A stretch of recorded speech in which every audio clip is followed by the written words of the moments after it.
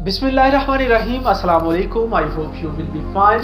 आज की वीडियो में एक ऐसी मेडिसिन इंट्रोड्यूस करवाने जा रहा हूँ जिसके लेते ही आप व्यूअर्स में से जिसको गुस्सा ज़्यादा आता है, जिनको ये समझ नहीं आती कि गुस्से को कंट्रोल कैसे किया जाए, जिनको ये समझ नहीं आता कि गुस्से में कैसे जो है वो डीलिंग की जाती है, जिनको ये समझ नहीं आता कि गुस्से में कैसे रिएक्ट किया जाता है, ऐसी मेडिसिन बताऊंगा कि जिसको लेते ही आपको गुस्सा दोबारा नहीं आएगा।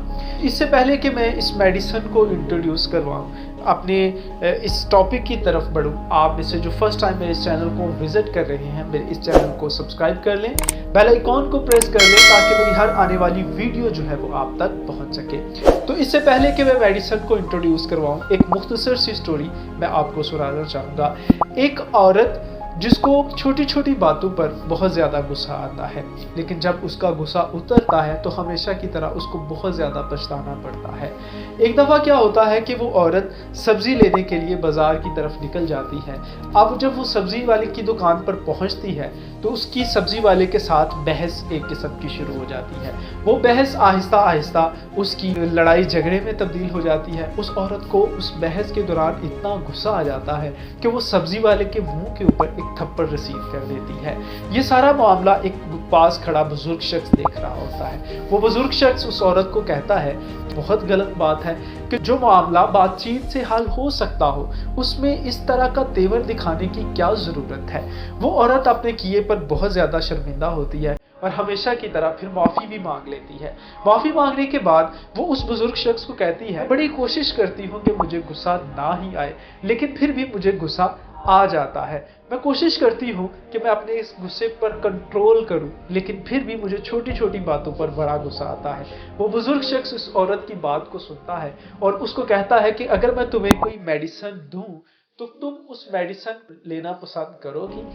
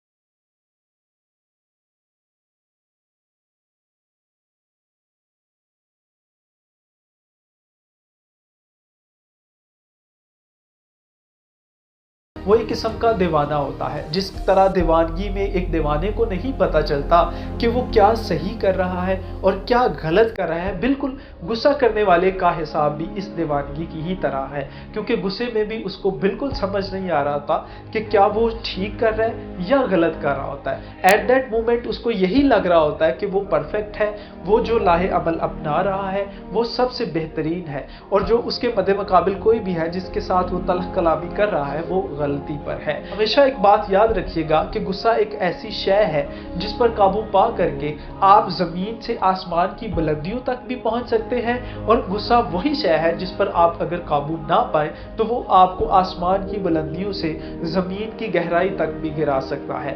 तो कोशिश कीजिए कि जो मेडिसिन आपको इस लेक्चर के अंदर, इस वीडियो के अंदर बताई गई है, उस मेडिसिन का नाम है खामोशी। उस मेडिसिन का इस्तेमाल कीजिए। अगर आप अपने किसी के साथ ताल्लुकात, अच्छे ताल्लुकात को इस्तवार करना चाहते हैं, अपने ताल्लुकात की मुद्दत को बढ़ाना चाहते हैं, तो कोशिश कीजिए कि अपने गुस्से पर काबू पा लीजिए। और जब कभी आप अपने गुस्से पर काबू रखेंगे तो आपका रिलेशन किसी के साथ भी है, वो कोई भी रिलेशन है, वो हमेशा जो है वो लॉन्ग लास्टिंग रिलेशन होगा। अगर आप अपने रिलेशन की मियाद को कम करना चाहते हैं तो गुस्से पर काबू करना छोड़ दें। आप अपने गुस्से में फैसला लेना शुरू कर दें। आप खुद देखेंगे कि आपका जो रिलेशन है जिसके साथ भी है वो लॉन्ग लास्टिंग नहीं रह पाएगा। वो बहुत ही मुख्तसर से वक्त के अंदर वो रिलेशन आपका जिसके साथ भी है वो खत्म हो जाएगा। उम्मीद करता हूँ कि आज की वीडियो आपको अच्छी लगी होगी। अपनी राय कमेंट सेक्शन में ज़रूर दीजिएगा। अपनी दुआओं में याद रखिएगा। अल्लाह हाफिज़।